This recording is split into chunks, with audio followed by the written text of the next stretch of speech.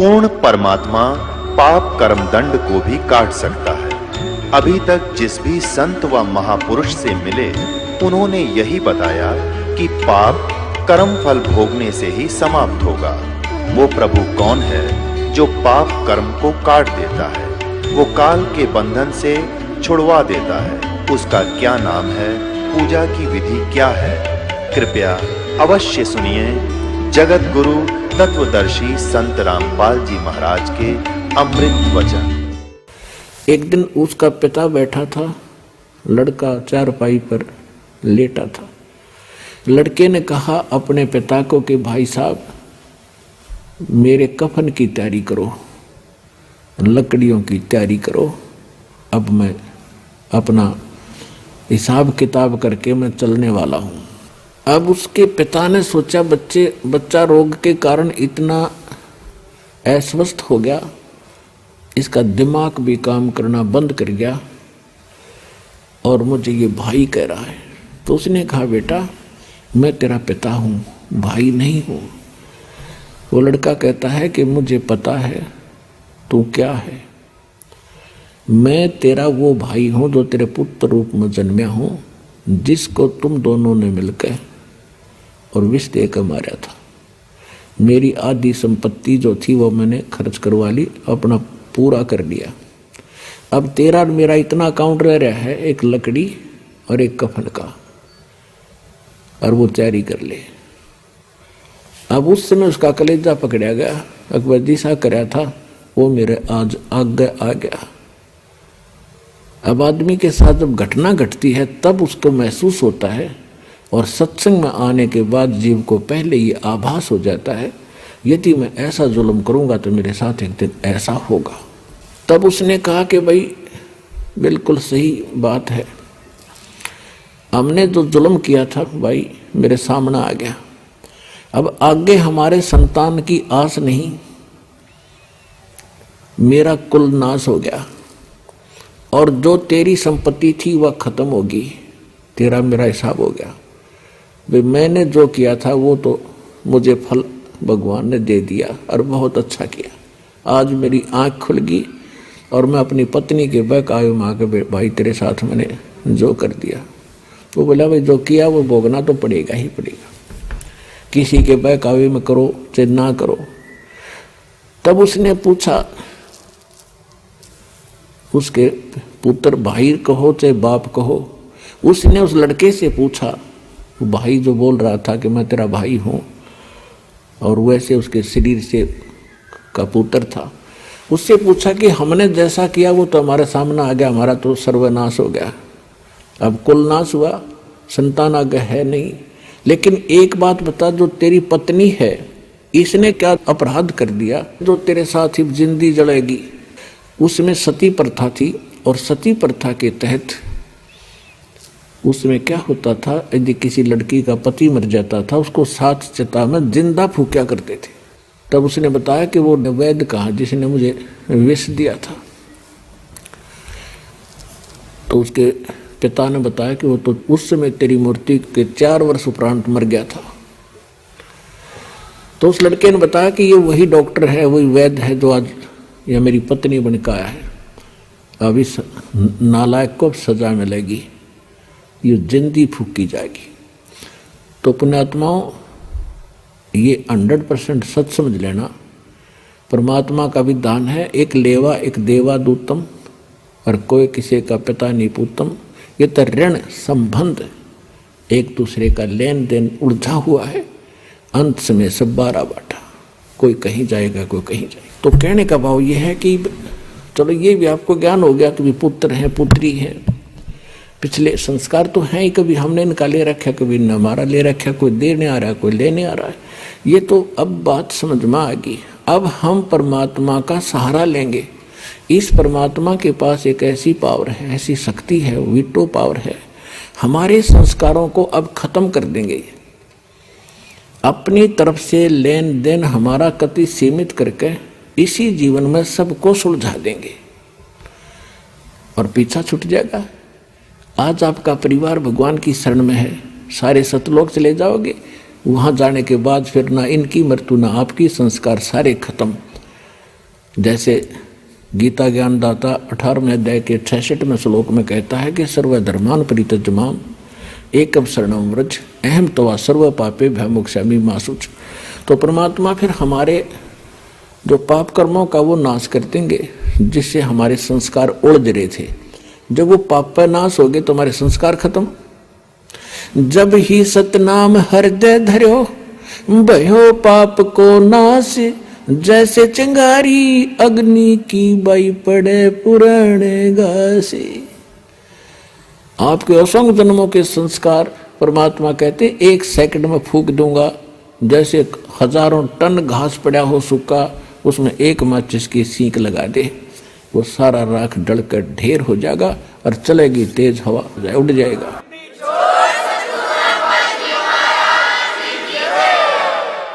तो जो प्रसंग चल रहा है उस पे आना होगा। अब जैसे हम सामाजिक दृष्टिकोण से जो बहनें भाई जिनका संतान नहीं है, वो अपनी जिंदा मौत समझते हैं। वो ये देख रहे होते हैं कि सामने वाला ये सोच रहा होगा कि सुबह सुबह कहाँ आ गया बे औलादा है और कहाँ दर्शन हो गए। ये इतना मनहूस मानते थे पहले, जिसका संतान नहीं। और भगवान के इस ज्ञान से अब आपको पता चलेगा वो बुरे नहीं, उनका आपस में ऐसा कोई संस्कार फंसा नहीं था।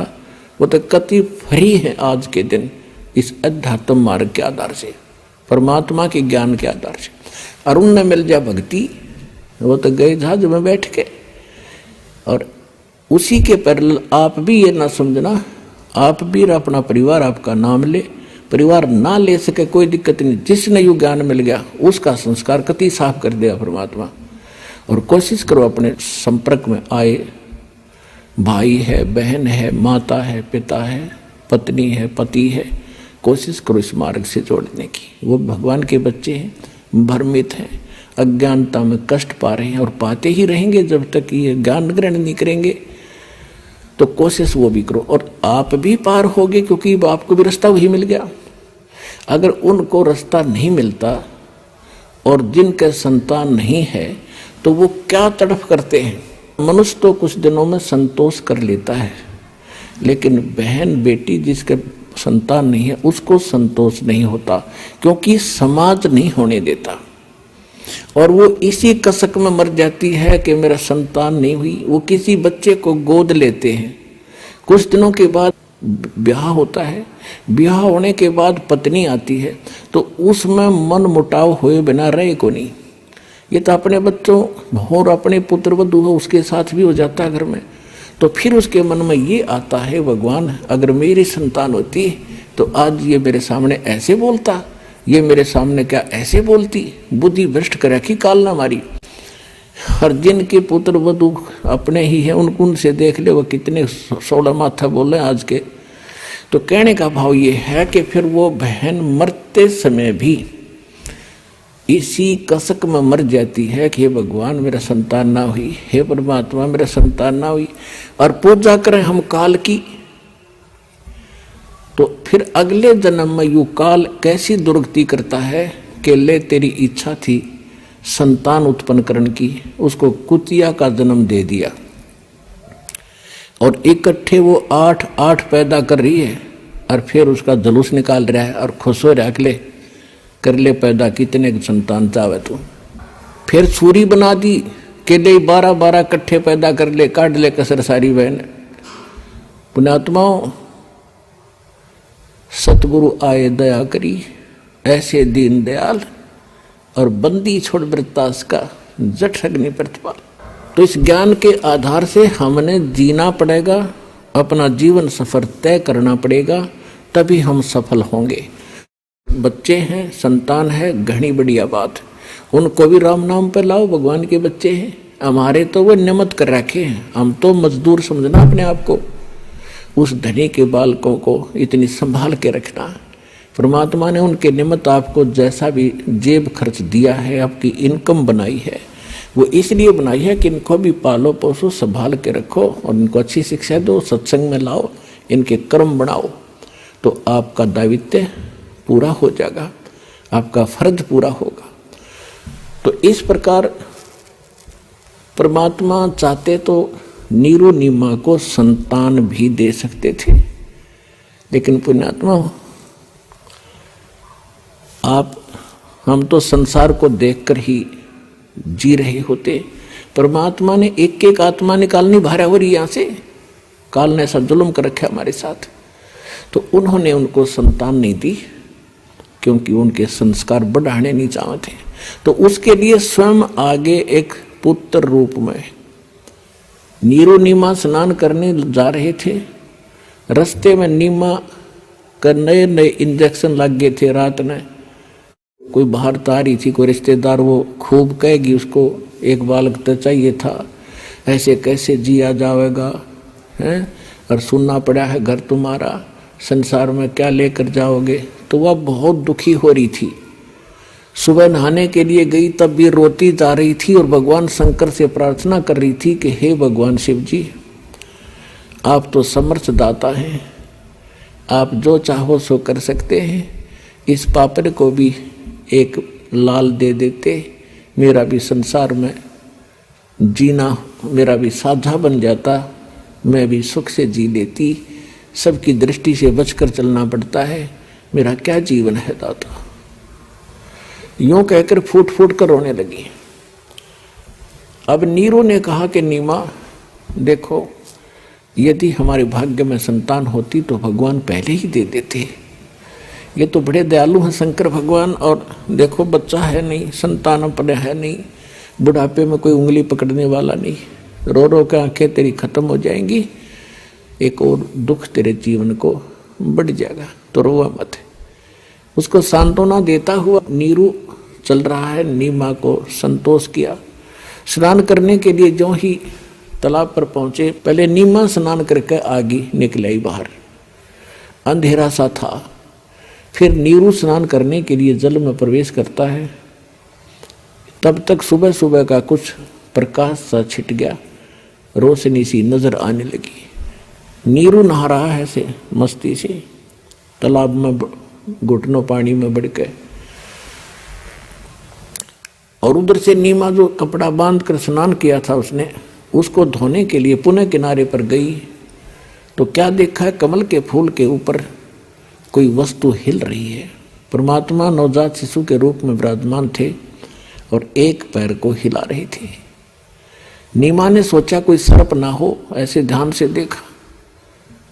फिर ध्यान से देखा तो क्या देखा कि तो कोई बालक है। अब रास्ते में रोती हुई आ रही थी बच्चे के लिए, अपने पति से कहती है कि देखना जी, कमल के फूल पर बालक है। अब नीरू नहा रहा है, ऐसे नहाते नहाते कहता है कि नीमा आप तो मेंटल होगी, अब तुझे जल में भी बालक दिखाई देने लगे, क्यों पागल होगी तू, कुछ संतोष कर, भगवान पर विश्वास कर, जैसे रख ऐसे रहना चाहिए हमने। वो फिर जोर से बोली सचमुच देखना देखना। तब उसने एकदम देखा कि ऐसे क्यों बोल लिया, जिधर संकेत किया उधर देखा, एक नवजात शिशु के रूप में परमात्मा कमल के फूल पर विराजमान थे। नीरू ने आओ देखा ना ताव देखा, फूल समेत तोड़ लिया और उठा लिया बालक को, उठा के अपनी पत्नी नीमा को दे दिया।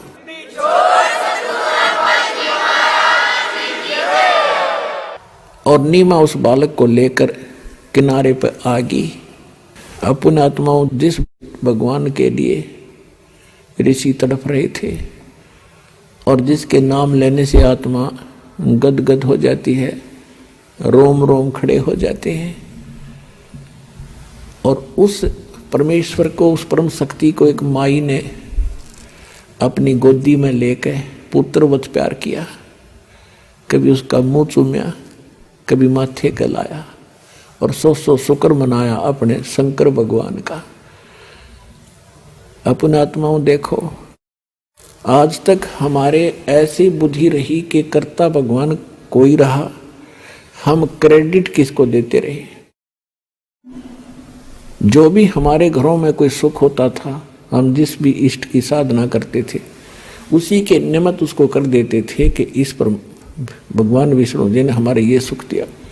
अब पता चला इनके विधान से, इनकी शक्ति से, कि ये तो कुछ कर ही नहीं सकते, ये तो जैसा संस्कार है वैसा ही दे सकते। केवल एक परम शक्ति है, परम अक्षर ब्रह्म, वो कबीर भगवान, वही हमें जो देता है और निमित्त वो किसी को भी बनाता है, तो वही कर रहा था। तो उस दिन खुद मालिक उसकी गोदी में है और वो भी शुक्र मना रही है शंकर भगवान के कि उन्होंने मुझे ये पुत्र दे दिया।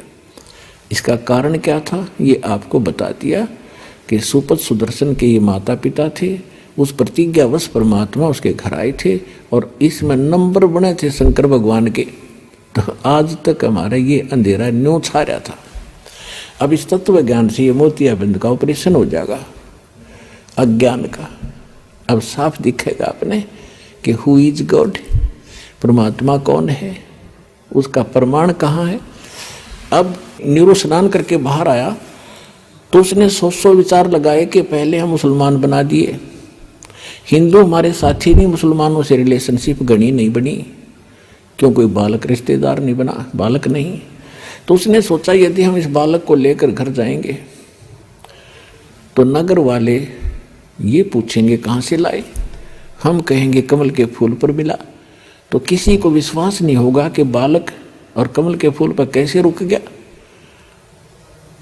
तो उसने अपने मन से सोचा कि हमें गांव से भी निकाल लेंगे, शहर से भी बाहर करेंगे और लड़का भी छीन लेंगे, हमारी मार मार के हुलिया बिगाड़ेंगे और पूछेंगे कि बताओ इनके माता पिता कौन है, वो रो रही होगी जिसका तुम चुरा कर लाए हो।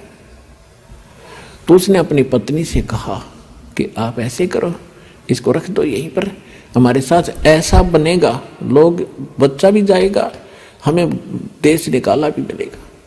उसकी पत्नी ने कहा कि मैं इस बालक को नहीं छोड़ सकती, ना जाने इस बच्चे ने मेरे ऊपर क्या जादू कर दिया, मैं जी नहीं सकती इस बिना, मैं मर जाऊंगी, मैं देश निकाला भी ले लूंगी, इस बालक ने नहीं छोड़ सकती।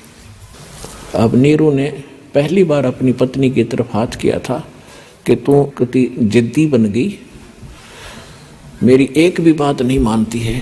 मैं आज तक तेरी सारी बातों को मानता रहा क्योंकि तेरे संतान नहीं थी, तेरी किसी बात की अवहेलना मैंने करी नहीं कि कहीं तेरा दिल ना दुखे, लेकिन तू इतनी चढ़ गई सिर पे, एक भी नहीं मानती मेरी, रख दे इस बालक ने, नहीं तेरे ऐसा मारूंगा थप्पड़।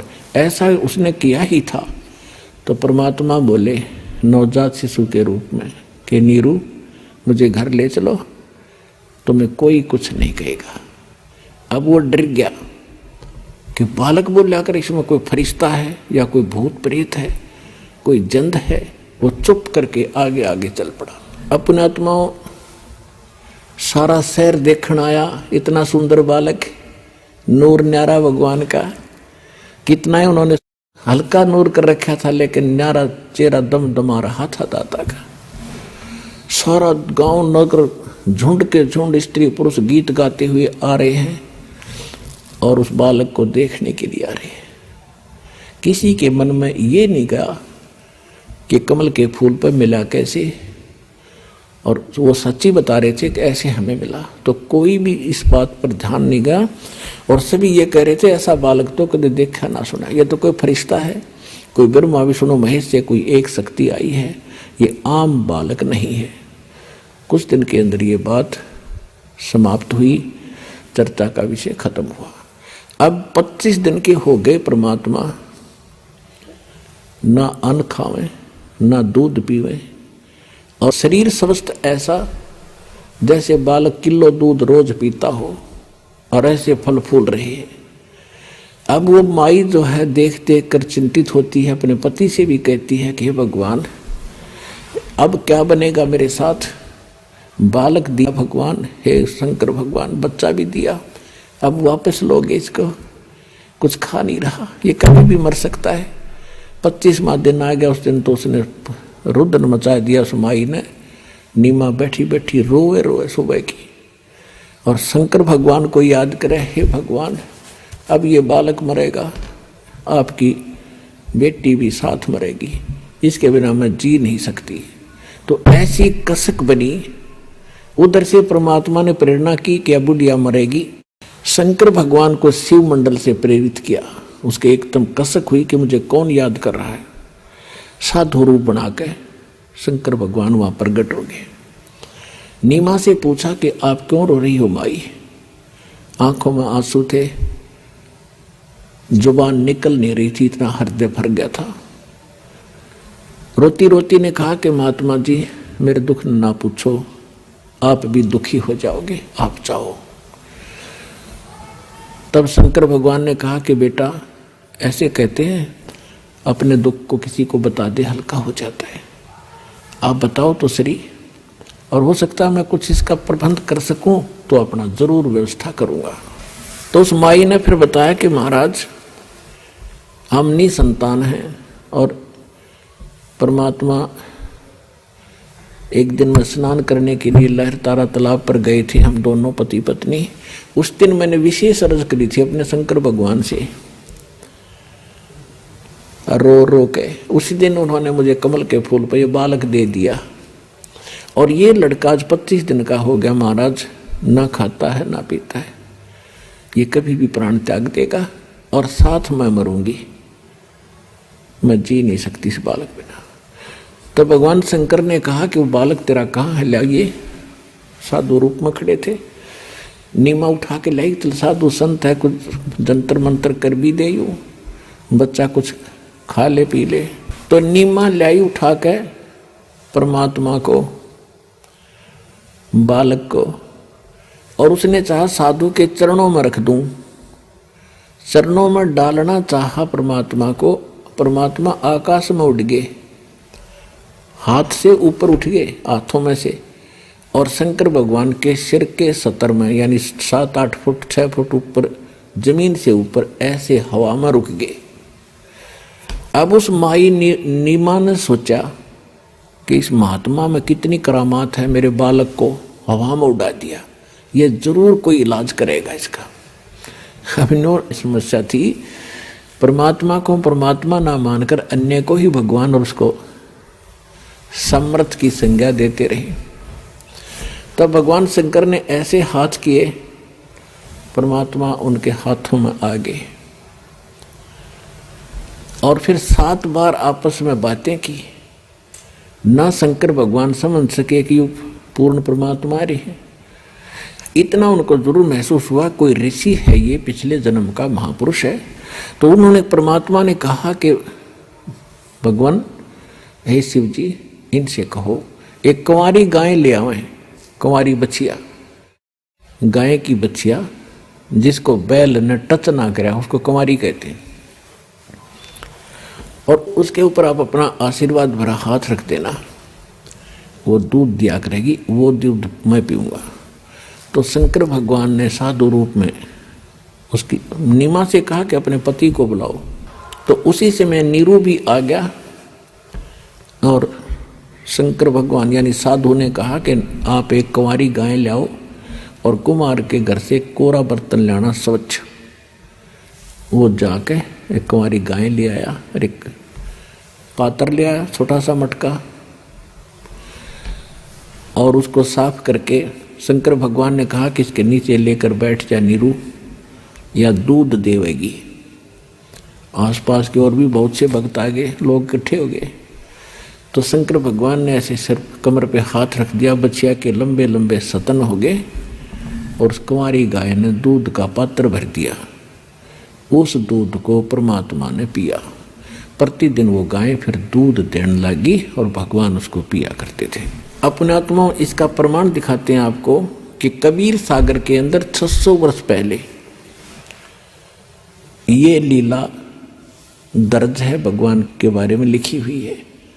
और फिर आपको वेदों से प्रमाणित करेगा ये दास के वेद क्या बताते हैं, भगवान कैसी लीला करता है, तो 2 मिनट में समझ में आ जाएगा हु इज गॉड। ये देखिएगा कबीर सागर, ये कबीर सागर है, कितना मोटा ग्रंथ है। इसमें आपको दिखाते हैं संपूर्ण 11 भाग।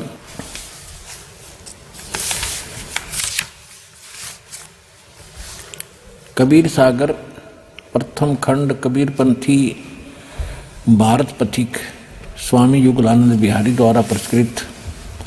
मुद्रक के प्रकाशक हैं खेमराज श्री कृष्ण दास, अध्यक्ष वेंकटेश्वर परेश, खेमराज श्री कृष्ण दास मार्ग, मुंबई से। और यहाँ इनका ये दूसरा एड्रेस है यहाँ पर।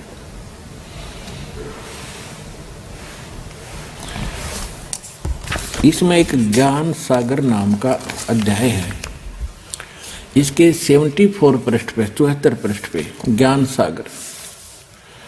इसमें लिखा है कि सुन जुल्हा मन भया आनंदा, जिमी चकोर पायो निसी चंदा।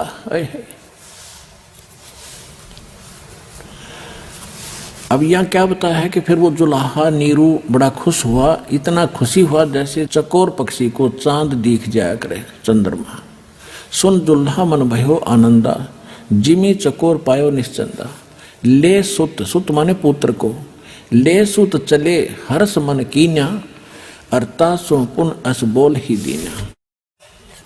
सुत काशी को ले चले, लोग देखण ते आव, अन्न पानी भखे नहीं खावे, नहीं जुल्हा सो जनावे। तब जुल्हा मन कीन तिवाना, विचार किया, रामानंद सो कहा उत्पाना। मैं सुत पायो बड़ा गुणवंता, कारण कौन बखे नहीं संता। अब इन्होंने कैसे बताया है, वैसे लीला तो यूं की यूं बनी है। परमात्मा ने कुंवारी गाय का दूध पिया। अब इन्होंने स्वामी रामानंद जी से जोड़ दिया कि कोई दुखी व्यक्ति होता है तो साधु संतों के पास जाता है अपने बच्चों के कष्ट निवारण के लिए। तो जुल्हा जो नीरू था रामानंद जी के पास गया, उससे सारी बताया कि एक छोटा सा बालक मिला मुझे, ऐसे ऐसे, वो खाता पीता नहीं, तो वो क्या समाधान बता रहा है। तब जुल्हा मन कीन तिवाना, रामानंद सो कही उत्पाना। मैं सुत पायो बड़ा गुणवंता, कारण कौन बखे नहीं संता। रामानंद ध्यान तब धारा, जुल्हा सो तब वचन उचारा। पूर्व जन्म ते ब्राह्मण जाति, हरि सेवा की निभली बाती। कुछ तो सेवा हर की चूका, अर्थाते भयो जुल्हा का रूपा। प्रीति प्रभु गए तोर लेनी, ताते उद्धान में तो सुत दीना। अब ये नीरू वचन है, ये नूरी गलत प्रिंट है, नूरी नहीं है, नीरू। ये नीरू है, गलती से नूरी प्रिंट कर दिया इसमें। अब नीरू क्या कहता है, हे प्रभु जस कीन्हो तस पायो, आर्त हो तो दर्शन आयो। सो कहिए उपाय गुसाई, अब बालक अक्षुधावंत कुछ खाई। ये बालक मेरा भूखा है, कुछ खावे, ऐसा कोई उपाय बताइए। रामानंद अस युक्ति विचारा, कि तुम सुत कोई ज्ञानी अवतारा। तेरा पुत्र जो है कोई ब्राह्मण है, कोई विद्वान पुरुष है पूर्व जन्मों का। बचिया जाही बैल नहीं लागा, सो ले ठाड़ करते ही आगा। वो बचिया ले आना जिसको बैल ने टच ना किया हो, और फिर उसके पास खड़ी कर देना। दूध चले तेई थनते, दूध ही धरो छिपाई। और अक्षुदावंत जब होवे, ताके देखवाई। जुल्हा एक बछिया ले आया, और चलो दूत कोई मरम न पावा।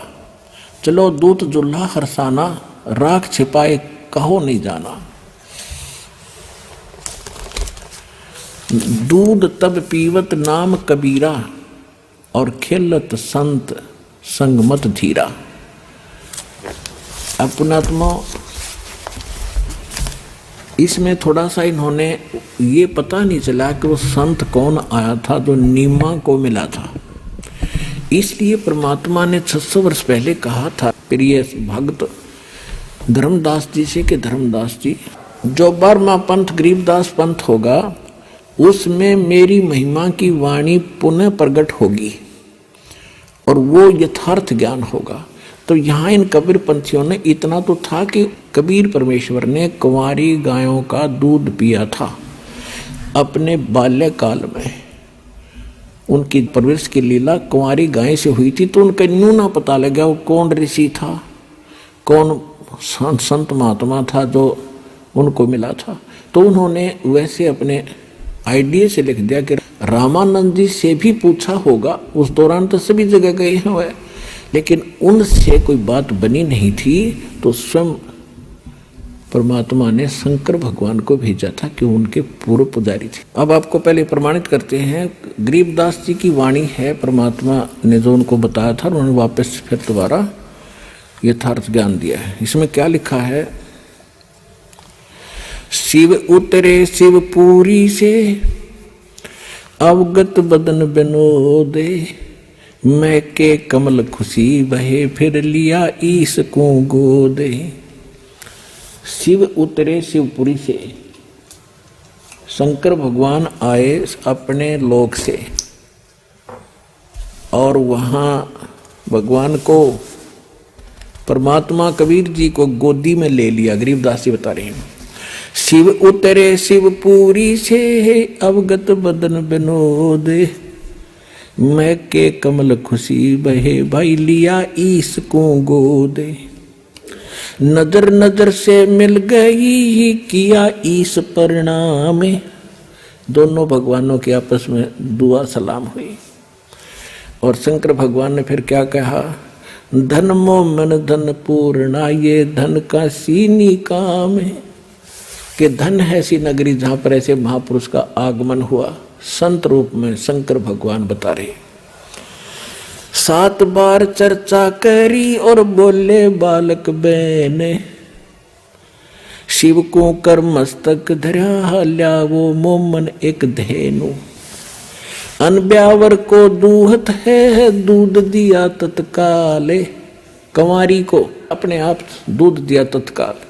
अनब्यावर को दूहत है दूध दिया तत्काल, पीवे बालक ब्रह्म गति ही ताशिव भय दयाल। अब यहां से हम इतना ही लेंगे। ये सिद्ध हो गया कि कबीर परमात्मा ने जब वो बालक रूप में प्रगटे थे, शिशु रूप में कंवारी गायों का दूध पिया था। अब हमारे पवित्र वेद क्या बताते हैं? वेद क्या है? वेद कोई किसी जंतर मंत्र जंत्री की किताब नहीं है,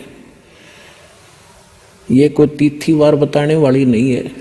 इसमें परमात्मा के गुण, परमात्मा कैसी लीला करता है, वो कहाँ रहता है, और उसके पूरी जानकारी है। और जिस महापुरुष की लीला हमारी वेदों से मेल खाती है तो ही इज गॉड, वही परमात्मा है। अब आपको दिखाते हैं, ये देखिएगा ऋग्वेद 9 और 10 मंडल हैं। ये महर्षि दयानंद सरस्वती लिखा है इस पर। ये कहाँ से छपा है ये देखिएगा, सार्वदेशिक आर्य प्रतिनिधि सभा, महर्षि दयानंद भवन, रामलीला मैदान, नई दिल्ली से। ये इनके फोन और फैक्स नंबर हैं और ये यहाँ से छपा है। Parents offset printers 1510 Pataudi house, त्रियागन, नई दिल्ली से। अब इसके ऋग्वेद मंडल नंबर 9 का और सूक्त नंबर 1 का मंत्र नंबर 9 आपके रूबरू करते हैं। ऋग्वेद मंडल नंबर 9 और ये सूक्त नंबर 1 है, प्रथम से सुक्त से प्रथम सूक्त है। अब इसके हम 9 नंबर पे चलते हैं। ऋग्वेद मंडल नंबर 9 सूक्त 1 और मंत्र नंबर 9, ये 9 है। अभी अधन्या उत्सृणति धेनव, धेनव शिशुम, ये शिशुम शब्द लिखा है। सोम इंद्राय पातवे। अब एक कमाल की बात देखो, परमात्मा ने कैसी लीला की है। यदि ये दास अनुवाद करता इन वेदों का, हमने तो करे रखा था तुम्हारे भगवान की लीला, हमने पता कि कबीर इज गॉड, परमात्मा की महिमा में लिखी, आंखों देखा, संतों ने बता दिया, लेकिन आप जी का विश्वास नहीं होता जब तक वेदों में ना मिलता। अब वेद क्या बता रहे हैं, और ये अनुवाद करता भी वो महर्षि दयानंद के चेले हैं, और महर्षि दयानंद है इनका, और ये खुद भगवान को निराकार मानते हैं। इन्होंने कोशिश भी की है अड़ंगाकरण की, अनुवाद की, लेकिन कहते हैं चोर चोरावे तू बड़ी गड्ढे पानी में, वो गड्ढे हुआ ऊपर आवे न सच्चाई छनी। इन्होंने खूब कोशिश की अपना ज्ञान के आधार से इनका अनुवाद अड़ंगा करने की, लेकिन छुपा नहीं सके सच्चाई को। देखना, ये खुद अनुवाद कर रहे हैं। उस सोम माने इन्हें कर दिया सोम स्वभाव वाले पुरुष को। देखो कमाल के आदमी है ये।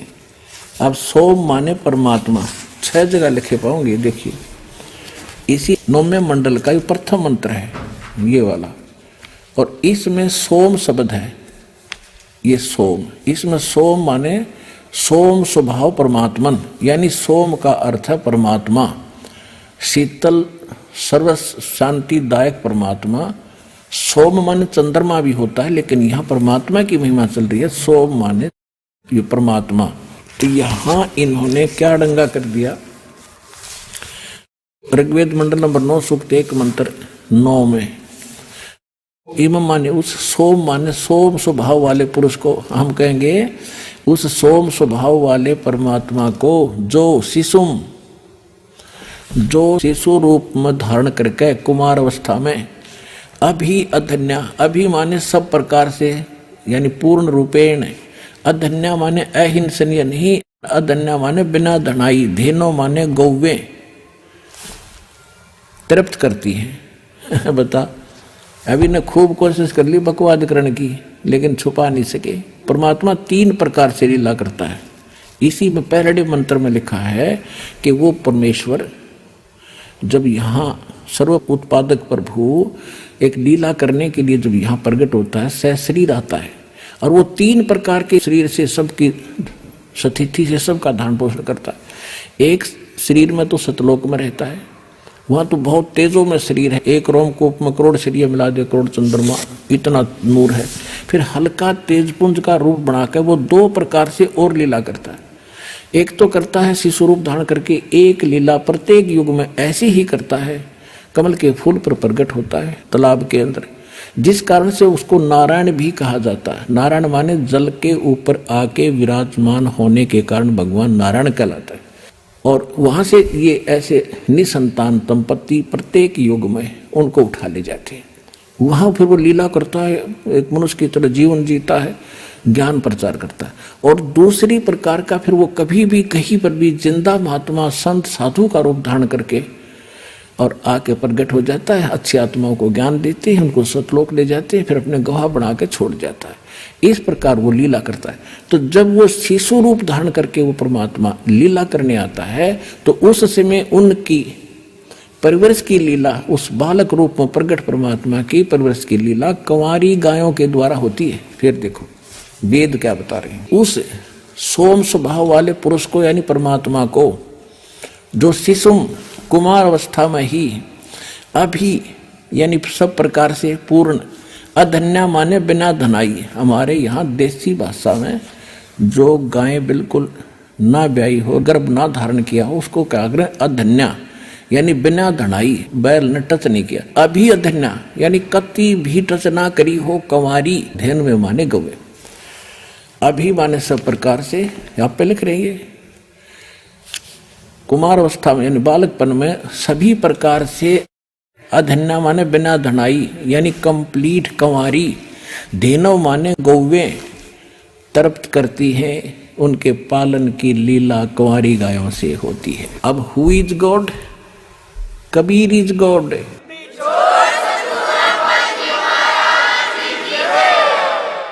अपने आत्माओं, परमात्मा जब 5 वर्ष के हुए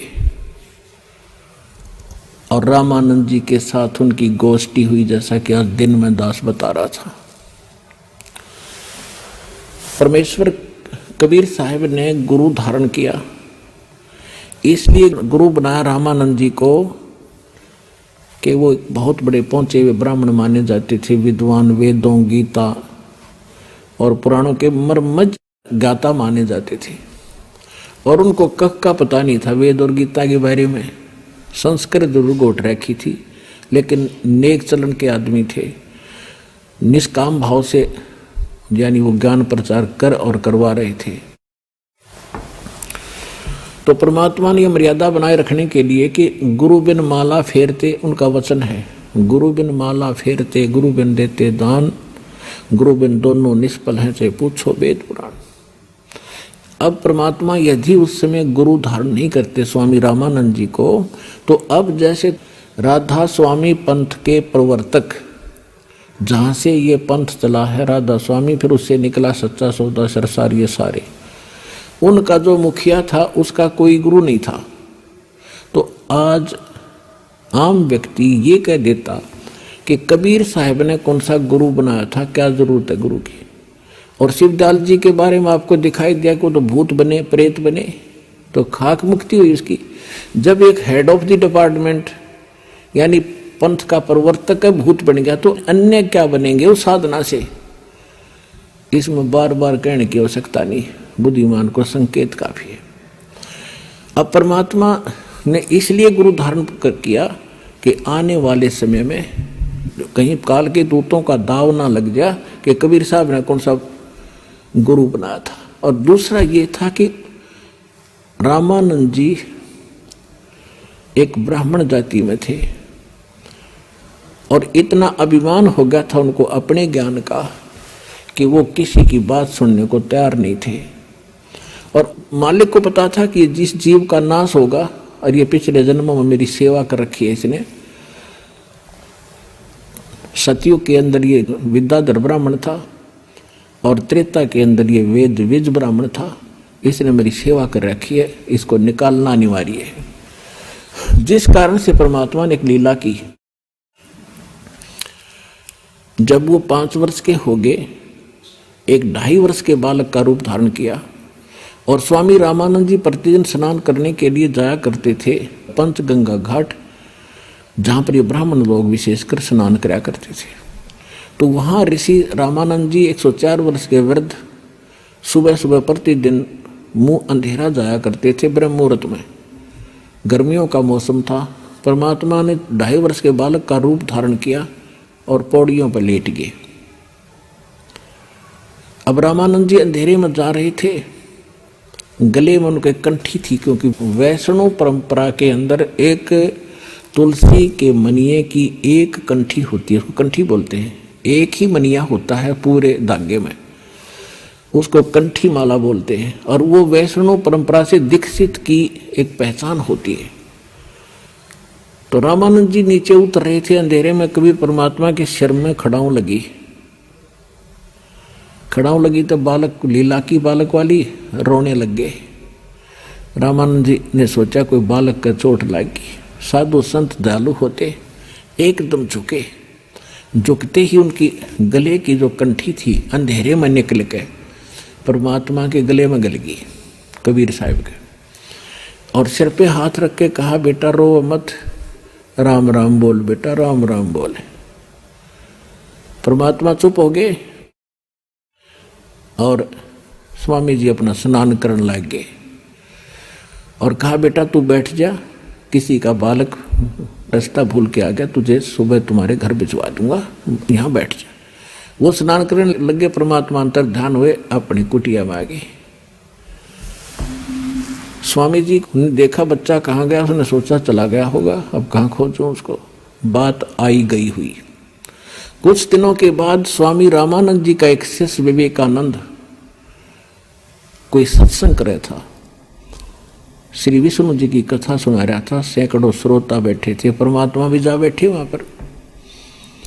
उस दिन परमात्मा ने, जैसे वैष्णव परंपरा से दीक्षित व्यक्ति होते हैं, ऐसे एक लंबा सा तो तिलक लगाते, नाक पर कड़ पूरा, और एक कंठी माला पहन लेते हैं।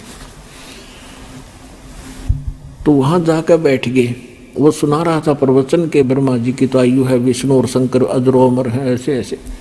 तो परमात्मा ने प्रसन्न खड़ा होकर कहा कि स्वामी जी, मेरा एक शंका है, समाधान कीजिए। विवेकानंद जी ने कहा कि बच्चा बोलो, क्या शंका है? आप कहते हो कि ब्रह्मा विष्णु महेश अजरो अमर हैं, क्या इनके माता पिता भी हैं? कौन ब्रह्मा का पिता है, कौन विष्णु की माँ, शंकर का दादा कौन है, पंडित जी दे बता। अब यहाँ के सारे फेल हैं, कि दादरो अमर हैं, सविनाशी हैं, इनके कोई माता पिता नहीं है, तरह से लीला करते हैं। तब परमात्मा ने कहा कि मैंने एक दिन शिव पुराण सुना था, एक ब्राह्मण पढ़ा था, और उसकी रुद्र संहिता में लिखा हुआ है कि काल रूपी ब्रह्म से और शिवा के संयोग से विष्णु जी की उत्पत्ति हुई, ऐसे ब्रह्मा जी की भी उत्पत्ति हुई। आप कहते हो स्वामी जी की इनके कोई माता पिता नहीं है। अब उसके पैरों के नीचे की जमीन निकल गई, सामने बेइज्जती हो रही, क्यों बड़ा विद्वान पाक गया था। तो उसने कहा कि तूने कैसे पढ़ा पुराणों को? परमात्मा बोले, मैंने पढ़ा नहीं, मैं कहता हूँ मैंने सुना कि झूठ बोलता है। तो कहीं से दीक्षा प्राप्त है क्या? तेने तिलक वगैरह लगा रखा है? हाँ जी, दीक्षा प्राप्त हूँ। कहाँ से? विवेकानंद ने पूछा, कहाँ से दीक्षा प्राप्त है? कि जहाँ से आप हो वहीं से मैं हूँ। मैं हूँ, आप कौन हैं, किस जाति से हैं? परमात्मा तो बोले नहीं, उससे पहले श्रोता ही कहने लगे कि नीरू का लड़का है, दानक का, जुल्हाई का।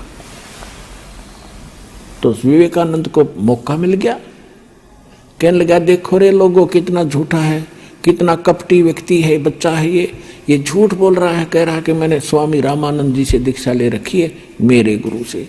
वो तो इन शूद्रों को निकट भी नहीं बैठने देता, इनकी शकल भी नहीं देखता, पर्दे के पीछे से बातें करता है। यानी उस विषय को चेंज कर दिया जो भगवान ने सच्ची बताई थी। और कहने लगा, देखना अब गुरुजी को जाके बताता हूं, इसने हमारी बेइज्जती कर दी सभा के अंदर, और कह रहा है कि एक धानक के पुत्र को और हमारे गुरुदेव ने दीक्षा दे रखी है, तो उन्हें बेइज्जती कर दी, इंसल्ट कर दी। अब वो उठकर चले गए, परमात्मा आगे अपनी कुटिया में, माता पिता के घर पे। मुंह बोले माता पिता जो थे। उधर से उस विवेकानंद ने स्वामी रामानंद जी से जाकर कहा, साथ में 20, 30, 50 और चेले ले गया वहां के श्रोता, और सभी ने एक सुर में कहा कि महाराज हमारी तो नाक काट दी, हम तो बाहर निकलने जोगे नहीं छोड़े। एक धानक का पुत्र, जुल्हाई का पुत्र कहता कि मैंने गुरु बना लिया आपको। परमात्मा, सारी काशी में आग की तरह फैल गई आग, यह बात है। आइए अब हम उन श्रद्धालुओं के अनुभव जानते हैं जो जगत गुरु तत्वदर्शी संत रामपाल जी महाराज जी से दीक्षा प्राप्त कर चुके हैं तथा उनके द्वारा बताए गए भक्ति मार्ग पर चल रहे हैं। सर नमस्कार। नमस्कार। सर क्या नाम है आपका? बलीराम पटेल, ग्राम भोगावा, तहसील पुनासा, जिला खंडवा, मध्य प्रदेश का निवासी हूँ। संत रामपाल जी महाराज से नाम दीक्षा कब लिया आपने? संत रामपाल जी महाराज से नाम दीक्षा 20/3/2013 को ली। सर संत रामपाल जी महाराज की शरण में आने से पहले आप क्या भक्ति करते थे? संत रामपाल जी महाराज की शरण में आने के पहले मैं साधु संतों में खूब जाता था। मेरे गांव के पास नर्मदा जी है, मेरी खेती बाड़ी से लगी हुई नर्मदा जी है, वहाँ एक साधु जी का स्थान था। मैं बाबा किशनदास फक्कड़दास जी से जुड़ा और उनने मेरे को ओम नमः शिवाय का जाप दिया और साधु संतों में जाया आया करता था और गणेश, राम, श्री कृष्ण सबकी भक्ति करता था। सर जब आप सभी देव देवताओं की पूजा कर ही रहे थे तो फिर आप संत रामपाल जी महाराज की शरण में क्यों आए? वो ऐसा आना पड़ा, मेरी बहना काफ़ी बीमार रहा करती थी, तो मेरे गांव का एक व्यक्ति सतलोक आश्रम बरवाला गया और वहां से ज्ञान गंगा की पुस्तक लाया। वो ज्ञान गंगा की पुस्तक उसने हमारे घर परिवार में दी। जब उसको हमने पढ़ा, अध्ययन किया, तो मन में विचार आया कि जीजी की तबीयत वहाँ से ठीक हो सकती है। इसलिए हम संत रामपाल जी महाराज के सतलोक बरवाला आश्रम, जिला हिसार, हरियाणा पहुँच गए। सर आप संत रामपाल जी महाराज की शरण में इसलिए गए कि आपकी बहन की जो तबीयत थी वो बहुत खराब रहती थी, उसका इलाज करवाने के लिए, या फिर उनकी बीमारी ठीक नहीं हो रही थी, उसका समाधान करवाने के लिए आप संत रामपाल जी महाराज की शरण में गए। तो क्या सर संत रामपाल जी महाराज की शरण में जाने के बाद आपके बहन की बीमारी ठीक हुई? क्या आपको उनकी बीमारी में राहत मिली? हम जैसे ही बरवाला, सतलोक आश्रम बरवाला, जिला हिसार, हरियाणा पहुँचे तो हमारी जीजी जो काफ़ी समय से बीमार थी, उनको कम से कम 10-5 पैसे की जाने में ही और भगवान के संत रामपाल जी महाराज के दर्शन करने से ही उनके माथे पुण्य हाथ रखा। वो बहना खूब रोने लगी और थोड़ा उनके स्वास्थ्य में फर्क पड़ा, अंतर हुआ, 10-5 पैसे की उनको फायदा हुई। तो हमको ये विश्वास हो गई कि अब दुनिया में ऐसे संत के पास जाने से इतना बीमार जब अच्छा हो सकता है तो और भी आगे कुछ फायदे होंगे इस मनुष्य जीवन में। फिर क्या हुआ कि मैं किसान था, तो मेरी एक ज़मीन जो थी वो बिकी और अच्छे भाव में बिकी। मैंने सोचा दूसरी जगह में अपन ज़मीन खरीद लेंगे। तो हमारे गांव के पास एक साधु बाबा का स्थान है, उस साधु बाबा ने मेरे बेटे से 6.5 लाख रुपए, 6,51,000 रुपए ले लिए और कहा कि भाई ये आप दे दो, हम कुंभ के मेला में ये साधु संतों में भंडारा करेंगे और तुमको डबल पैसा दे देंगे। अब साहब वो हमको परेशान करने लग गए। अब जब भी हम जाएं बोले 4-8 दिन में दे देंगे, 4-6 दिन में दे देंगे, 10-5 दिन में दे देंगे। ऐसा करते करते हम 2-4-6-8-10 महीने तक जाते रहे। सब पैसे के लिए दिक्कत हो गई, मेरे पे कर्जा हो गया। गरीब आदमी, किसान आदमी, घर में झगड़े होने लगे, कर्जे वालों की तगादा होने लगी। बार बार उनके पास जाकर कहने लगे। उनने ऐसा करते करते हमको काफ़ी समय निकाल दिया। फिर दिमाग में ये बात आई कि बहना को हम वहाँ सतलोक आश्रम ले गए थे, जरूर क्यों ना गुरुजी की, संत रामपाल जी महाराज की शरण में चलें, जरूर वहाँ से अपना पैसा कुछ भी देने के लिए वो कहेंगे। और विश्वास हो गई थी मन को। हम वहाँ गए, परमात्मा के दर्शन के। संत रामपाल जी महाराज ने, हमारी घरवाली ने और हमने ये बताया कि हमारी ज़मीन का पैसा बेच के बेटे से इनने ले लिया है। महाराज खूब हंसे और महाराज जी ने कहा कि हमने जो ये भक्ति तुमको करने के लिए दी है, इसको करते रहना, तुम्हारा गुरु महाराज सब पैसा ढीले से दिलवा देंगे। ऐसा कुछ रहा कि कुछ समय के बाद उनके गुरु जी आए, जो गांव में साधु जी उनके गुरु, इधर मथुरा के आसपास कोई उनका छापा गांव में कोई स्थान है, वहां से आए। उनने धीरे धीरे हमको 4 लाख रुपए के चेक दिलवा दिए। चेक को बैंक में डाल रहे थे, बैंक से वो उसका पैसा नहीं निकल रहा था, बाउंस हो जा रहा था। फिर बंदी छोड़ संत रामपाल जी महाराज की दया से वो पैसे की बिल्कुल उम्मीद नहीं थी, हम तो रोग आके रोज दिक्कत में थे। परमात्मा की ऐसी दया हुई, वो पैसा मेरा निकल गया। वो पैसा मेरे को वापिस उस साधु के द्वारा मिल गया। और मैं काफ़ी समय से जो बवासीर की बीमारी से बीमार था, भोजन टाइम से कर नहीं पाता था, और 10-12 चिलम गांजा पीने की जो मेरे को आदत पड़ी हुई थी, वो मेरी आदत छूट गई। और कर्जे में था, मेरा सब कर्जा दिवा गया, कर्जा निपट गया। और आज मैं सब बातों से सुखी, चैन अमन से हूँ और सारी दिक्कतों झंझटों से दूर होकर के चैन अमन का जीवन जीता हूँ। गांव में रहता हूँ, किसान हूँ, ये मेरे को फायदे हुए। और ऐसे छोटे छोटे अनेकों लाभ हुए मेरे को। एक बार मेरी जमीन की एक पावती गुम हो गई। मैंने तहसीलदार से कहा, पटवारी से कहा, कोई बनाने के लिए तैयार नहीं था। मैंने परमात्मा से अर्जी लगाई, बार बार परमात्मा को निवेदन करा। संत रामपाल जी महाराज रात को मेरे सपने में आए। यही सफ़ेद कुर्ता पजामा और जैकेट पहने थे, माथे पे साफा बांधा था। ऐसे ही मेरे मामा जी की हुलिया थी, हंस रहे थे, मेरा नाम बोला, अरे बलीराम पटेल सोया है, तेरी पावती नहीं बन रही है। मेरे को रोना आई, मैंने कहा नहीं बन रही, काफ़ी समय से परेशान हूँ, लोग परेशान करते हैं, पावती नहीं बना रहे। परमात्मा की, संत रामपाल जी महाराज की, उस भगवान की, उस परमात्मा की, उस गुरु जी की ऐसी दया हुई कि मेरे को एक पावती नहीं 4-4 पावतियां बना करके दे गए। एक तहसीलदार ने बना दी, एक पटवारी ने बना दी, एक एसडीएम ने बना दी, एक कलेक्टर ने। जब 4 पावती एक किसान के पास देखी, ऐसा होता नहीं है, तो कलेक्टर ने पूछा एसडीएम से, बोले इनके पास 4 पावती। एसडीएम कहता साहब आपके आदेश से बनाई, तहसीलदार कहता आपके आदेश से बनाई, पटवारी कहता आपके आदेश से बनाई। आज मेरे पास एक पावती है, 3 पावतियां उनने उनकी वापिस जमा कर ली। और तो साहब जीवन में छोटी मोटी ऐसी अनेकों घटनाएं हुई। एक बार मेरा बच्चा काफ़ी बीमार हो गया था, तो परमात्मा की ऐसी कुछ दया हुई, मैंने उनको मनी मन भावों से याद करा है। परमात्मा, डॉक्टरों ने इसको मना कर दिया है, ये आपके बच्चे का जीवन मुश्किल है। मैं इंदौर यहाँ लाया, उनका काफ़ी इलाज हुआ, 20 दिन तक इलाज चलता रहा। डॉक्टर लोग मेरे को नॉर्मल पोजीशन बताते रहे। मैंने मनी मन ध्यान करा कि हे परमात्मा आप ही हो, और तो मेरा कुछ इस दुनिया में है नहीं। संत रामपाल जी महाराज की ऐसी दया हुई, मेरा बच्चा अच्छा है, चंगा है, आज वो डॉक्टर है। मैं पूरे परिवार के साथ गाँव में रहता हूँ, घर रहता हूँ, किसान हूँ, आबाद हूँ, और अच्छे से खाता पीता हूँ और कर्जे से मुक्त हूँ। और ऐसे मेरे को अनेकों लाभ हुए। सर, जैसा कि आपने बताया कि पहले आप गांजा पीते थे, चिलम पीते थे, आप बहुत नशा करते थे। सर, आपका वो नशा कैसे छूटा? वो नशा, मैं जैसे ही बरवाला सतलोक आश्रम, जिला हिसार, हरियाणा गया, तो संत रामपाल जी महाराज की ऐसी कृपा हुई कि उनने मेरे माथे पे हाथ रखा दर्शन करते ही, तो मेरे मन के भाव अपने आप एकदम बदल गए। और वहाँ से मेरे मन में ये भाव आ गया ये सब बुरी लत है। आज मैं न कोई गांजा, न कोई भांग, न कोई गुटखा। मेरे को गांजा, भांग, गुटखा, कमला पसंद कम से कम 100-150 रुपए की खर्चा लगती थी। दिन में 25 चिलम गांजा लगता था, 10 गुटके लगते थे, 5-7 कमला पसंद खाता था। वो सब छूट गई और सारी विविधाओं से दूर होकर के आज मैं बड़ा चंगा हूँ और खुश हूँ। सर, यहाँ पे आपने एक हैरान करने वाली बात बताई है कि पहले आप बहुत नशा करते थे, लेकिन संत रामपाल जी महाराज के शरण में जाने के बाद उन्होंने जब आपको आशीर्वाद दिया और उनके आशीर्वाद से आपके मन के भाव ही बदल गए। सर, ऐसा देखने में आता है कि जो लोग नशा करते हैं वो चाहकर भी नहीं छोड़ पाते। सरकार इसके लिए बड़ी बड़ी योजनाएं लेके आती है, नशा मुक्ति केंद्र खोलती है, उसके बावजूद भी लोग नशा नहीं छोड़ पाते हैं, सरकारें भी नशा नहीं छुड़वा पाती है। लेकिन क्या सर, जो लोग नशा छोड़ना चाहते हैं और वो संत रामपाल जी महाराज से नाम दीक्षा लेते हैं तो क्या उनका भी नशा छूट जाएगा? हाँ, जो लोग परमात्मा श्री संत रामपाल जी महाराज की शरण में जाते हैं, उनसे नामदान लेते हैं, वाकई उनका नशा छूट जाता है। ये मेरा स्वयं का अनुभव भी है, ये मैंने देखा भी है। मेरे से ज़्यादा बदमाश तो और कोई हो नहीं सकता, क्योंकि मेरे को तो 25 चिलम गांजे की लगती थी।